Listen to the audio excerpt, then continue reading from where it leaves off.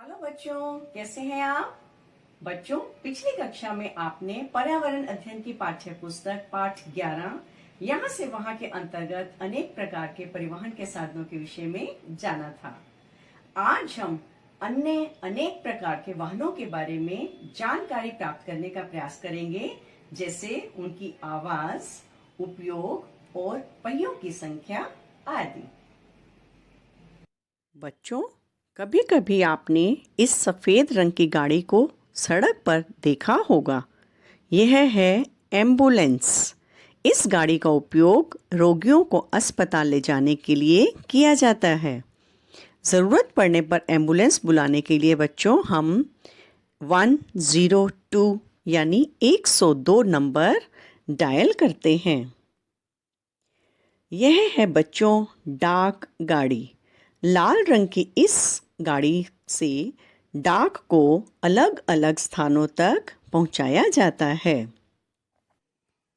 बच्चों, सड़क पर टन टन करती हुई जाती एक और लाल रंग की गाड़ी है, जिसे आग को बुझाने के लिए उपयोग किया जाता है।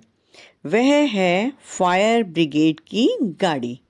आग लगने पर बच्चों 101 यानी 101 नंबर डायल करके फायर ब्रिगेड की गाड़ी को मदद के लिए बुलाया जा सकता है। पुलिस की गाड़ी का सायरन तो बच्चों आपने सुना ही होगा। पुलिस की गाड़ी पर लाल और नीले रंग की बत्ती लगी होती है। 100 नंबर को डायल करके हम पुलिस को मदद के लिए बुला सकते हैं। प्यारे बच्चों, इस वाहन को तो आपने देखा ही होगा और इसमें सफ़र भी ज़रूर किया होगा। बस में बैठकर बच्चों हम एक स्थान से दूसरे स्थान तक जा सकते हैं। लेकिन क्या आपने इस प्रकार की बस को कभी देखा है? यह है डबल डेकर बस। इसके 2 फ्लोर होते हैं, जिन पर यात्रियों को बैठने की व्यवस्था होती है। यह है हाथ गाड़ी। इसका इस्तेमाल माल ढोने के लिए किया जाता है। बच्चों, क्या आपने कभी सोचा है कि जो लोग चल नहीं सकते, यदि उन्हें कहीं जाना होगा तो वो कैसे जाएंगे? दिव्यांग लोगों के लिए इस प्रकार की एक खास साइकिल बनाई गई है, जिसके द्वारा वे आसानी से कहीं भी आ जा सकते हैं। बच्चों, क्या सभी वाहन के पहियों की संख्या एक बराबर होती है? नहीं ना। किसी वाहन के 2 पहिए, किसी के 3, किसी के 4 तो किसी के 4 से अधिक पहिए होते हैं। जिस वाहन के 2 पहिए होते हैं उसे 2 पहिया कहते हैं, जैसे साइकिल, स्कूटर आदि। और जिसके 3 पहिए होते हैं उसे तिपहिया, जैसे ऑटो रिक्शा, रिक्शा आदि। जिस वाहन के 4 पहिए होते हैं उसे चौपहिया कहते हैं, जैसे कार, ट्रैक्टर आदि। अच्छा बच्चों, एक बात बताइए, क्या आप वाहन को उनकी आवाज से पहचान सकते हैं? आइए देखते हैं किस वाहन की आवाज कैसी होती है। छुक छुक। इस आवाज को तो बच्चों आप पहचानते ही हैं ना। यह है रेलगाड़ी की आवाज।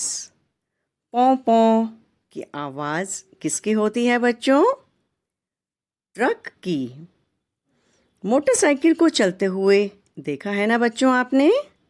जब मोटरसाइकिल चलती है तो उसकी घर घर की आवाज आती है, और पी यानी कार की आवाज।